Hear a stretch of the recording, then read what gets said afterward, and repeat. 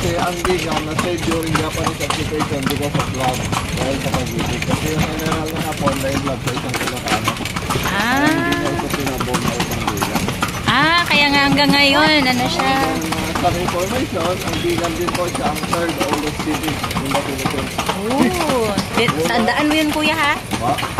Desit. Yung Cebu, pangalawa, Intramuros, tapos itong bigan. Pangatlo yung bigan. Third oldest city na yung bigan.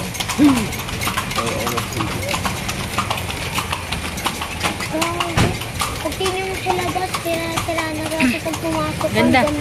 Nag-shoot ba yung Maria Clara at Ibarra dito?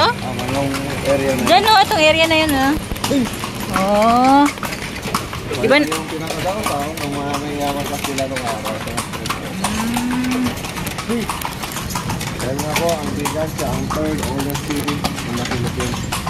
Una, yung Cebu, pangalawa, Intramuros, tapos itong bigan.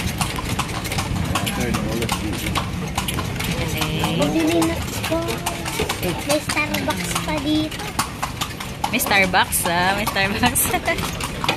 Iba yung ano dito, Tapos yung mga nakikita niyo mga stars na ganyan, mayroon po kung almost 247 ganun po ang kadami. Yung mga ancestral. Lahat yan credit property na pag nakagamay-ari. sabi ko kasama din ko yan. And then, Bougainvillea, bulaklak po yan ang provincial flower ng Ilocos. Ang Bougainvillea. Provincial flower.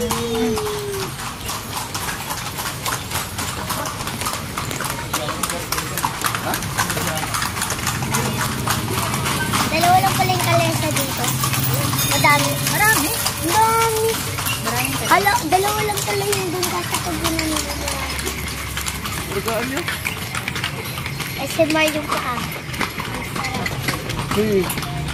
Kami itinatayo ko yung mga ganyan bahay, walang bakal, walang kahoy, yung mga pundasyon nyo, kundi bato lang ganito kalala, kaya nabina sila siguro na dahil sila ganyan lang daw talaga na ulang semento.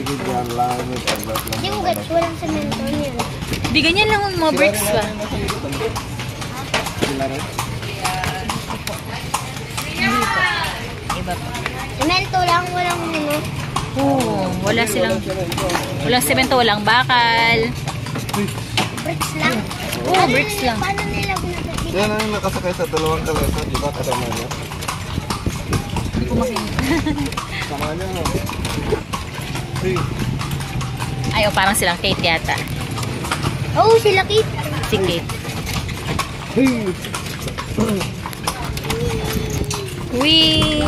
Enjoy ka, baby. Mas masarap pa yata yung kalesa kaysa doon sa ano. Lakad. Hindi ka na mag-aan.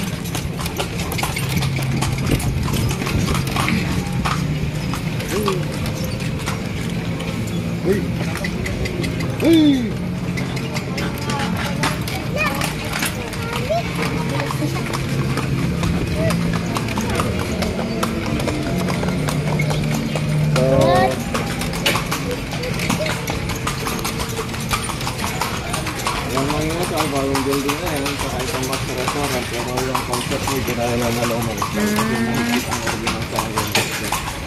Kung gusto kayo ka ng bagong building, kailangan yung concept na yung style doon. Maganda na lang.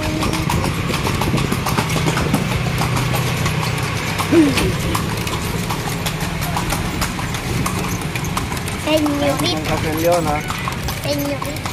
Nako, tinan mo na kaganda. Kayo ang latalag din. Kasama niya? Apo. Hi, te! Ikaw talaga yun. Tapos kung dala yung piso. Enjoy, baby?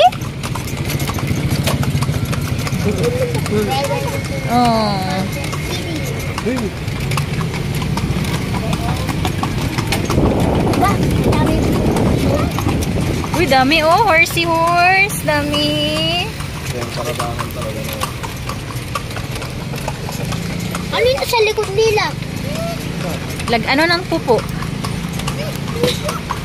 Lagayan ng pupo. Para hindi magkalat sa daan. Paano naman nila tinatanggal yan? Siyempre. Ano? Tingnan mo, may mga flowers sa ulo. Ano? May flowers sa ulo. Parang sa Baguio Nakba yung may mga ano, duck. Ganda ba? Happy set naman sa Yan ang plaza po dito. Plaza. Church? Oh, church. Ay, church ba yan?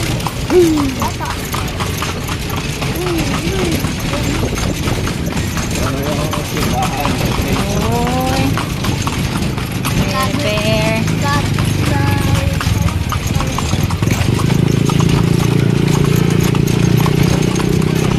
Yan ang Plaza Salcedo. Ganyan sa dancing fountain pagkagal. Okay nila, 7:30 yung dancing fountain. Kailangan ko yung alalahanin Kung naman yung Archbishop Palace, yan ang the only covered yung Archbishop Palace sa Pilipinas yan. Oh, Archbishop Palace. Kumbaga, Bishop like Nalilito ako pagbasa doon ng Bangladesh niya. Wala kayong balak bumili ng galit ng bigas. Abad na. Bega. Ano kasi ito nga? Baka mamaya. Ano na sasabi yun? Ikot pa tayo, ha? Oldest, ano to? Third oldest city in the Philippines. Ang pinakauna